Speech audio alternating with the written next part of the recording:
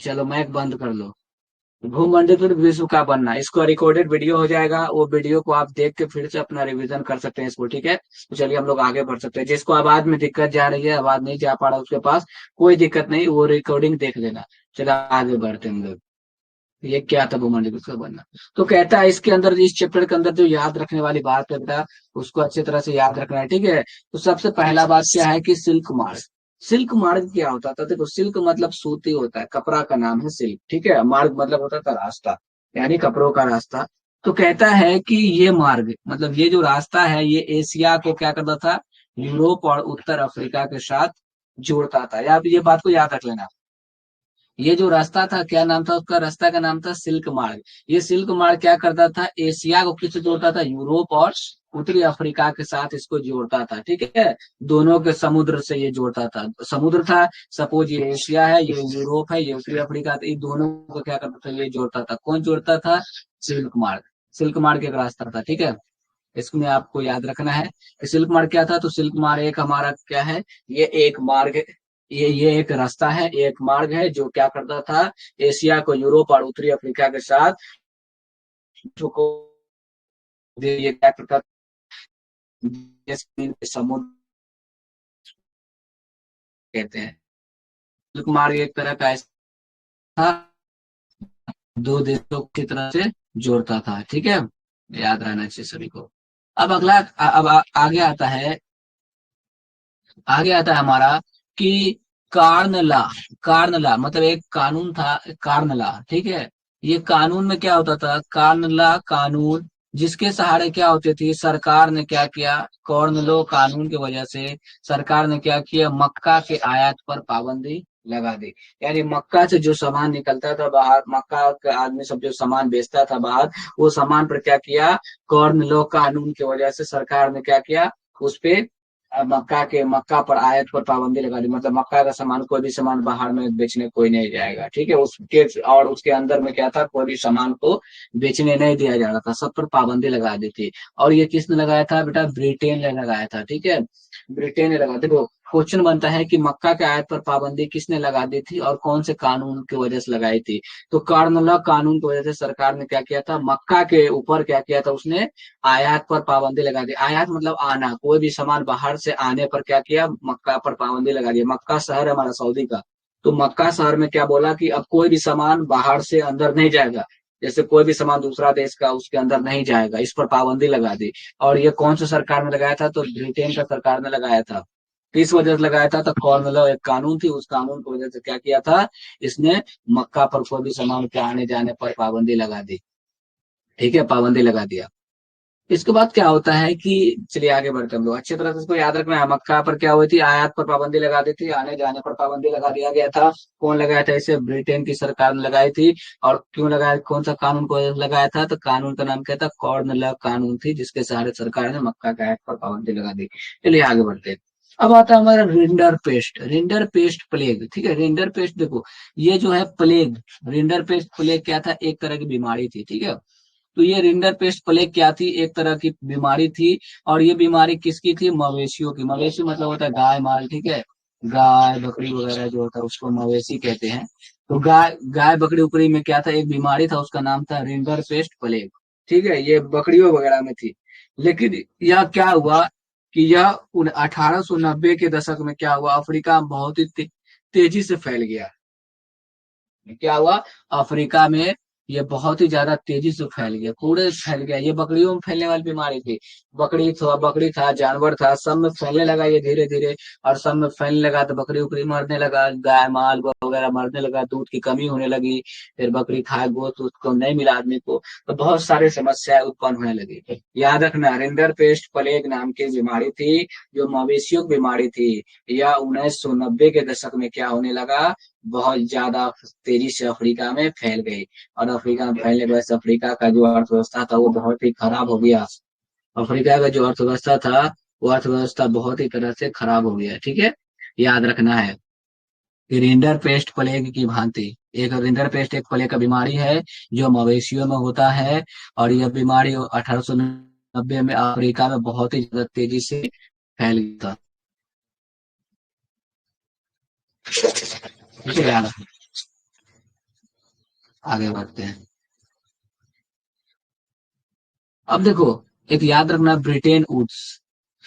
Bretton Woods क्या है? एक होटल है, ठीक है, एक होटल है ब्रिटेन वुड्स, जो कहाँ है? यूएसए में है।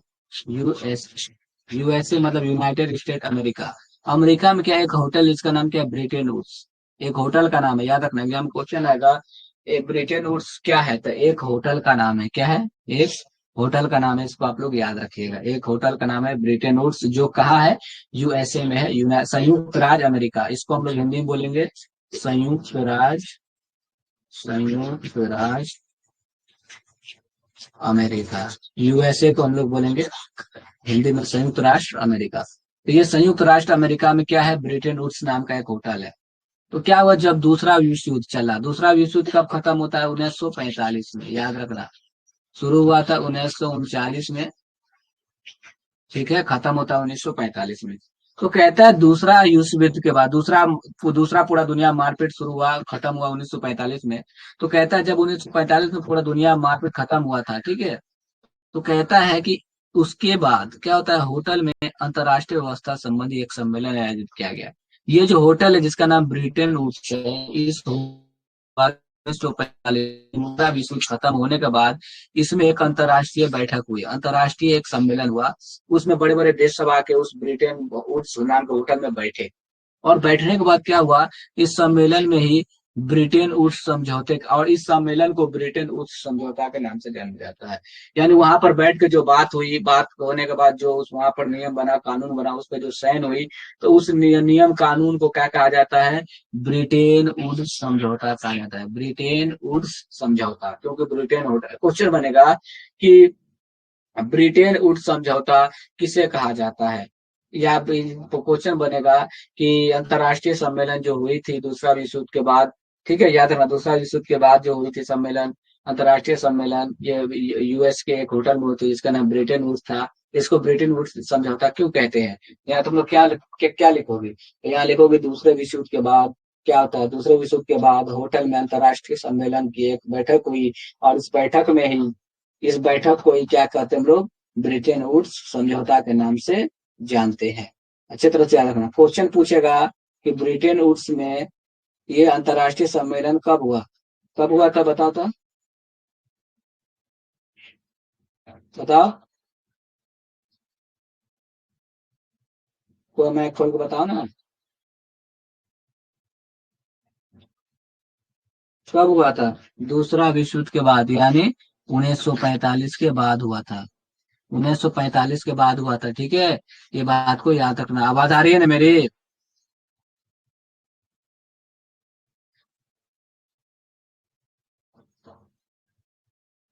साकरीन, हाँ। आवाज आ रही है? हाँ। चलो, तो क्या हुआ कि जो ये जो हमारा जो ये समय, ये जो हमारा ब्रिटेन वुड्स समझौता था, ये कब हुआ था? ये कब हुआ? 1945 के बाद, याद रखिएगा। 1945 मतलब दूसरा विश्व युद्ध के बाद हुआ था। याद रहना चाहिए, इसमें हर एक बात पूछेंगे अभी लास्ट में। अब आता है अगला, अगला टॉपिक आता है हमारा 5वां नंबर, चलिए जानते हैं हम लोग। 5वां टॉपिक क्या कहता है? कि ध्यान से कहता है, वस्तुओं का प्रवाह। प्रवाह मतलब क्या होता है? एक जगह से दूसरी जगह जाना। प्रवाह मतलब एक जगह से दूसरी जगह जाना। वस्तुओं का प्रवाह उस समय कैसे होता था? तो अंग्रेज जब शासन करता था भारत के ऊपर, तो उस समय क्या होता था? गेहूं, सूती, ऊनी, रेशमी कपड़ों का प्रवाह क्या होता था? भारत से इंग्लैंड में होता था। यानी भारत का ये सामान सब क्या था? गेहूं, सूती, ऊन, रेशम, कपड़े, ये सब जो थे, इसका प्रवाह क्या होता था? भारत से सब कपड़ा इंग्लैंड ले जाया जाता था, इंग्लैंड ले जाता था लोग, ठीक है। एग्जाम इस तरह से ऑब्जेक्टिव बन सकता है, भारत से इंग्लैंड में प्रवाह होने वाले वस्तुओं के नाम बताएं। तो लिखोगे, इसमें क्या लिखोगे? अंग्रेजी शासन के समय में गेहूं, सूती, ऊनी तथा रेशमी कपड़ों का प्रवाह भारत से इंग्लैंड में होता था, ये लिखोगे। ये 2 नंबर पे आएगा, तो लिखना है इस तरह से, ठीक है। चलिए आगे बढ़ते हैं। अब क्या होता है? श्रमिकों का प्रवाह। श्रमिक मतलब होता था लेबर, यानी काम करने वाले मजदूर। काम करने वाले मजदूर का भी प्रवाह होता था भारत से, ठीक है। तो भारत में जो लेबर होता था, वो लेबर बड़ा सस्ता मिलता था उस समय में। तो भारत का क्या होता था? लेबर सबको इंग्लैंड ले जाया जाता था मजदूरी करने के लिए, क्योंकि ये भारत के मजदूर क्या थे? बहुत ही सस्ते में उपलब्ध थे। इसको खाली खाना दे दो, बस ये काम करने के लिए रेडी हो जाते थे, ठीक है। इसको खाली खाना दे दो और ये काम करने के लिए रेडी हो जाता था। ये लोग खाली खाने के लिए जीता था, बड़ा सस्ता होता था। तो अंग्रेज सभी लोग को ले आता था जबरदस्ती, वहां पर काम करवाता था और पैसों नहीं देता था, ये लोग को खाना पीना खिला के। इसीलिए देखो ये लोग क्या होते थे, बहुत ही ज्यादा सस्ते होते थे। इंडियन लेबर सब क्या होता था, इंडियन लेबर सब बहुत ही सस्ता होता था। इसीलिए इंग्लैंड क्या करते थे, इन लेबर सबको अपने पास ले जाया जाता था। और इसलिए अंग्रेज इन्हें क्या करते थे, इंग्लैंड ले जाते थे, क्या चीज कराने के लिए, चाय, कॉफी, मील, खैनी गुटखा, ये सब के बागानों में काम करने के लिए इसको ले जाया जाता था, ठीक है। श्रमिकों का प्रवाह क्या होता था, तो भारत से इंग्लैंड प्रवाह होता था। क्यों क्यों ले आता था इंग्लैंड के लोग इन लोगों को, क्योंकि ये लोग सस्ते दाम में उपलब्ध थे। और इसको मुख्यतः क्या चीज के लिए ले आया था, तो चाय, कॉफी, नील तथा तंबाकू, ये सब के बागान में इसको काम करने के लिए ले जाया जाता था, वहां पर जाकर काम करता था। ये लोग बहुत ज्यादा सस्ता मिलता था। तुम लोग भी देखोगे, जो जन सस्ता में काम करेगा वही जन सब आदमी के घर में लाया जाता है। जो जहाँ पर जो फायदा होगा वहीं पर क्या करेगा, सब आदमी अपना भीड़ लगाएगा। जहां फायदा नहीं वहां भीड़ लगा क्या करेगा, ठीक है। तो इसको याद रखना है। याद क्या रखना है कि श्रमिकों का प्रभाव भारत से इंग्लैंड में होता था, क्योंकि भारत का जो श्रमिक था वो बड़ा सस्ता होता था, ठीक है। चाय, कॉफी, नील के, तंबाकू खेत में लोग को काम करवाया जाता था। चलिए, अब देखो, अब आता है होशे। ये होशे क्या है, चलिए जानते हैं हम लोग। ये होशे है क्या, होशे क्या है, होशे तो कहता है कि दक्षिण अमेरिका के एक देश, दक्षिण अमेरिका का एक देश है, ठीक है, त्रिनिदाद। त्रिनिदाद नाम है दक्षिण अमेरिका का एक देश जिसका नाम है त्रिनिदाद, में मुहर्रम के सालाना जुलूस के मेले का नाम क्या है, यानी दक्षिण अमेरिका में एक जगह है, उसका नाम है त्रिनाद। क्या नाम है उसका, उसका नाम क्या है, त्रिनाद है, ठीक है। त्रिनाद नाम है उसका। इस त्रिनाद में जो मुहर्रम का जुलूस निकलता था वहां से, ठीक है, उसी का नाम क्या है, होस्से। होस्सेल, होस्सेल होता है ना, होस्सेल, होस्सेल, होस्सेल। उसी तरह वो लोग होस्से होस्से कहता था। तो इस होस्सेल से क्या था, मुहर्रम के सालाना जुलूस का नाम क्या है, होस्सेल, होस्सेल यानी होस्से है। और कहाँ पे ये, दक्षिण अफ्रीका का, दक्षिण अफ्रीका में कहा, दक्षिण अफ्रीका में एक देश, उसका नाम क्या है, त्रिनिदाद। त्रिनिदाद में जो मुहर्रम होता था सालाना, उसी सालाना में जुलूस का नाम था हौसल, हौसल, हौसल, हौसल, अदर करार के, नूर नमदार के, याहली, वही था, ठीक है, हौसल, हौसल था। अब देखो, अब क्या होता है कि इसको याद रखना है कि G77 क्या है, G77। तो ये 77 मतलब होता है देश, क्या होता है, देश, 77 गो देश की बात किया जा रहा है। 77 गो कंट्री है इसमें, 77 गो कंट्री है। जी मतलब होता है ग्रोथ, जी मतलब होता है ग्रोथ, यानी जो बढ़ा है। यानी ऐसे 77 गो देश जो आगे बढ़ा है उसी को G77 कहते हैं। तो कहता है विकासशील देशों का एक ग्रुप था, जो जो देश आगे बढ़ा उसका क्या था, एक ग्रुप था, उसका नाम क्या है, G77। विकासशील देशों का एक समूह था जिन्होंने क्या किया, आर्थिक विकास के लिए आवाज उठाई। यानी ये लोग क्या किया था, आर्थिक विकास, यानी पैसे के लिए, इन लोगों के पास पैसा नहीं था, ये लोग पैसों के लिए आवाज उठाया कि हम लोग काम करेंगे, हम लोग मजदूरी करेंगे, हम लोग के पास पैसा होना चाहिए। तो और ये 77 को देश था, इसीलिए इसको G77 कहा जाता है। क्योंकि ये G77 क्या है, ये 77 देश क्या है, आज इस दुनिया में आगे है, सबसे ज्यादा विकसित देश माना जाता है, ठीक है। इस बात को याद रखना है। इस 77 G77 में से भी सबसे ज्यादा जो ताकतवर देश है वो हमारा संयुक्त राज्य अमेरिका है, ठीक है। और सबसे ज्यादा विकासशील देश भी संयुक्त राज्य अमेरिका है। ये 77 देश क्या किया था, एग्जाम में क्वेश्चन बन सकता है, विकासशील देशों के समूह को क्या कहते हैं, G77। विकासशील देशों के समूह को क्या कहते हैं, G77। इसमें 77 क्या है, तो ये देश की संख्या है जिसने क्या किया था, आर्थिक विकास के लिए आवाज उठाई थी। इसके बाद ये सब क्या हुए, ये सब देश विकासशील बन गए, विकसित बन गए, और ये देश क्या हो गए, आगे बढ़ गए, ठीक है। G77 समझ में आ गया होगा। G77 पार्ले जी बिस्कुट का नाम नहीं है, ये क्या है, ये एक तरह का हमारा क्या है, एक तरह का ग्रुप है, समूह है, विकसित देशों का समूह है। विकसित विकसित देशों क्या है, ये विकसित देशों का एक समूह है, विकसित देशों का ये एक समूह है, इसको याद रखना है। अब जो आता है हमारा वीटो, वीटो क्या है, वीटो, वीटो, देखो वीटो क्या है, तो वीटो एक अधिकार है, वीटो एक पावर है, क्या है, पावर, चले जानते हो। कहता है क्या, तो कहता है निशेषाधिकार। निशेषाधिकार मतलब क्या होता है, एक ऐसा अधिकार जो क्या है, चलिए जानते हैं। कहता है इस अधिकार अधिकार के सहायक होता है कि एक ही सदस्य की असहमति किसी भी प्रस्ताव को खारिज करने का आधार बन जाती है, उसी को हम लोग वीटो कहते हैं। देखो वीटो किसे कहते हैं? वीटो मतलब होता है निषेधाधिकार। इसका मतलब समझो, जैसे सपोज के लिए मान लो कि घर में 5 आदमी है। देखो सपोज कि मान लो किसी, चलो मान लेते हैं कि चलो भोगो को मान लो लड़का वाला देखने के लिए आया, ठीक है। लड़का वाला देखने के लिए आया तो उसके यहाँ 5 है, उसका अब्बा बोलेगा, उसका भाई बोल सकता है, उसका माँ बोल सकता है, ठीक है। फिर ये सब इतना आदमी यही सब बोलेगा, लड़का पसंद नहीं है, तब शादी ब्याह नहीं होगा, ठीक है। अब क्या हुआ, घर में सबको पसंद आ गया, सबको घर में पसंद है। अब सिर्फ भोंको को पसंद नहीं है, भोंको बोलेगा हम नहीं करेंगे, हमको लड़का ठीक नहीं लगा, हमको नहीं पसंद, लड़का अनपढ़ है। तब क्या होगा, अगर इसका भोंको का बात चल गया, भोंको का बात का अगर वैल्यू दिया गया घर में, मतलब समझो भोंको के पास क्या है, वीटो है। क्या है? वीटो। तो वीटो क्या हो गया, यानी कोई भी मामला में अकेले ही एक ही सदस्य क्या करेगा, किसी भी चीज को खारिज कर देगा, उस फॉर्मूला को नहीं मानेगा, उसी को हम लोग वीटो कहेंगे। वीटो क्या है? तो वीटो इस अधिकार के सहारे एक ही सदस्य क्या करेगी, एक सदस्य को अगर पसंद नहीं आया तो क्या करेगा, पूरा फैसला को खारिज कर देगा, पूरा फैसला को खत्म कर देगा। उसी को हम लोग कहते हैं वीटो। ठीक है, वीटो उसी को कहते हैं। वीटो समझ में आ गया होगा? वीटो अच्छी तरह समझ में आ गया होगा। जैसे सपोज के मान लो कि हमारा अमन है, अमन को क्या है कि, चलो अमन है, अमन को क्या है कि सऊदी भेजने का बात चल रहा है घर में, ठीक है। सब कह रहा है, उसका अब्बा कह रहा है सऊदी आ जाओ, उसका अम्मी कह रहा है सऊदी आ जाओ, उसका चचा कह रहा है सऊदी आ जाओ, उसका दादा कह रहा है सऊदी आ जाओ, सब आदमी कह रहे हैं ये बात, ठीक है। लेकिन क्या है कि अगर मान लो वीटो है, यानी कि हमारे अमन के पास वीटो है, वीटो मतलब समझ लो कि सरकारी नौकरी है अमन के पास, अमन क्या बोलेगा, हम नहीं जाएंगे, तुमको जो करना है कर लो, उसे हम वीटो कहेंगे। तो वीटो क्या है, तो एक तरह का निषेधाधिकार है, एक तरह का पावर है।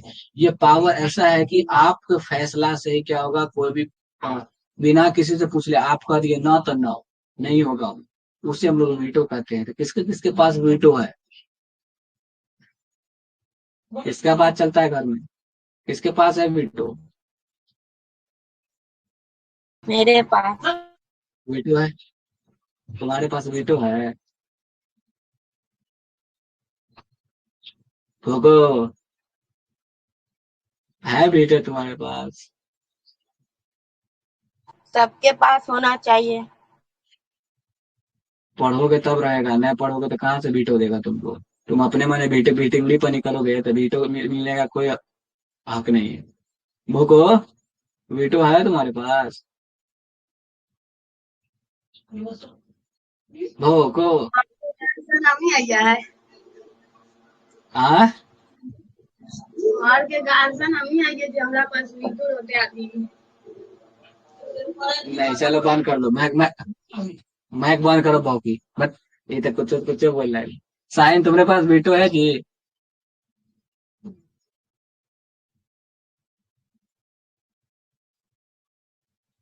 चलो आगे बढ़ते, देखो वीटो क्या है, वीटो बहुत जरूरी है। वीटो आप लोग के पास भी आएगा, तब आएगा जब आप लोग 8 चोटी का पढ़ा पढ़िएगा।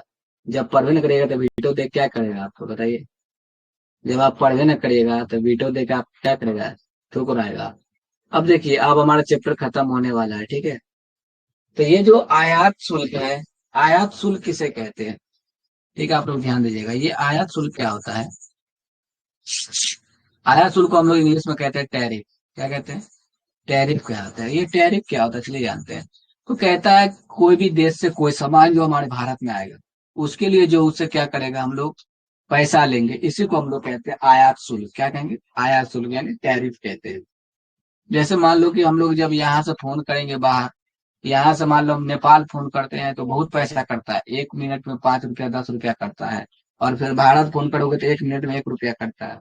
तो दूसरा देश जो हम फोन किए तो वो हमसे क्या किया, वो देश टैक्स लिया, क्या लिया, एक शुल्क लिया, उसी को हम लोग कहते हैं आयात शुल्क यानी टैरिफ कहते हैं। जैसे सपोज कि हम लोग नेपाल जाएंगे घूमने के लिए कार से, तो क्या करेगा हमको, कार के पास जैसे हम घूमने जाएंगे तो हमारे वहां पर क्या होगा, हमसे टैक्स लेगा, भंसार लेगा, क्या लेगा, भंसार मांगेगा, भंसार कराना पड़ेगा गाड़ी का, तब उस गाड़ी को तुम नेपाल में लेके जा सकते हो, तो वो क्या है, आयात शुल्क है।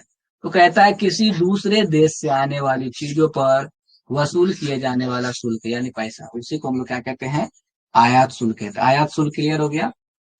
किसी दूसरे देश जाओगे घूमने फिरने के लिए तो जो हम तुमसे टैक्स लिया जाएगा उसी को क्या कहते हैं, आयात शुल्क। जैसे हम लोग सऊदी जाते हैं, क्या करते हैं हम लोग, सऊदी जाते हैं, सऊदी जाते हैं तो हम लोग को क्या लगता है, वीजा लगता है। वीजा, वीजा मतलब क्या होता है, वहां का रिचार्ज, क्या होता है, वहां का रिचार्ज मतलब वहां का आयात शुल्क, रहने का शुल्क है, उसी को हम लोग वीजा कहते हैं। वीजा मतलब जैसे सिम में रिचार्ज कराते हो 28 दिन, 28 दिन के बाद नेट खत्म होता है, उसी तरह वहां पर वीजा होता है। तुमको 1 साल रहने का रिचार्ज कराना पड़ेगा, 2 साल रहने का रिचार्ज कराना पड़ेगा, 2 साल रहने का आयात शुल्क देना पड़ेगा, उसी को हम लोग कहते हैं वीजा। ठीक है, उसी का नाम वीजा है। तो वो हमारा क्या है, आयात शुल्क है। वहां पर रहने के लिए 1 लाख 2 लाख क्या पता 25,000 40,000 कितना लेता है पता नहीं। अब आता है विनिमय दर। विनिमय दर क्या है, हमारा इस चित्र का लास्ट टॉपिक, विनिमय दर क्या है। तो कहता है, क्या कहता है कि अंतरराष्ट्रीय व्यापार, विनिमय दर क्या, अंतरराष्ट्रीय व्यापार मतलब होता है इंटरनेशनल बिजनेस, यानी जिसका बिजनेस हर देश में फैला हो। इंटरनेशनल की सुविधा के लिए विभिन्न देशों की राष्ट्रीय मुद्राओं को एक दूसरे से जोड़ा जाता है, उसी को लोग क्या कहते हैं, विनिमय दर। तो अभी विनिमय दर क्या चल रहा है, डॉलर, क्या चल रहा है, डॉलर में चल रहा है। डॉलर मतलब यहाँ अमेरिका का पैसा, डॉलर की वजह से अमेरिका मजबूत है। तो विनिमय दर क्या चीज में चल रहा है अभी, डॉलर में। विनिमय दर क्या है, तो एक तरह का विनिमय, एक रेट है, जो रेट पूरी दुनिया में चलता है, विभिन्न देशों की मुद्राओं को एक साथ जोड़ता है। ठीक है, दो मुद्रा को जोड़ेगा। जैसे इंडिया का 80 रुपया क्या करेगा, इंडिया का 80 रुपया यहाँ का $1 होगा। ठीक है, यहाँ का $1 होगा। फिर नेपाल का क्या हो जाएगा, नेपाल का 140 रुपया क्या होगा, यहाँ पर $1 होगा। ठीक है, इसी तरह सऊदी का क्या हो जाएगा, सऊदी का 4 रुपया क्या होगा, यहाँ पे $1 होगा। इस तरह से क्या, ये एक विनिमय दर है, एक रेट है। ठीक है, उसी को विनिमय दर कहेंगे, जो अलग अलग राष्ट्र के मुद्रा, अलग अलग पैसे को एक साथ जोड़ता हो। ठीक है, उसी को हम लोग कहते हैं विनिमय दर कहते हैं। ठीक है, अच्छी तरह से आप लोग इसको याद रखिएगा और बढ़िया से आप लोग रिवीजन करते रहिएगा। अभी हम पूछेंगे इसके बारे में। ठीक है, और आप लोग को एक बात बता दे, यहाँ पर जो दूसरा विश्व युद्ध हुआ था 1939 से लेकर 1945 में खत्म हुआ था, इस युद्ध में 2 देश शामिल था। ठीक है, एक था सोवियत संघ, दूसरा था हमारा अमेरिका। ठीक है, ये बात को याद रखिएगा। अब आगे हम लोग अब सवाल जवाब पूछने वाले हैं, तो सभी का मैं खोल देते हैं।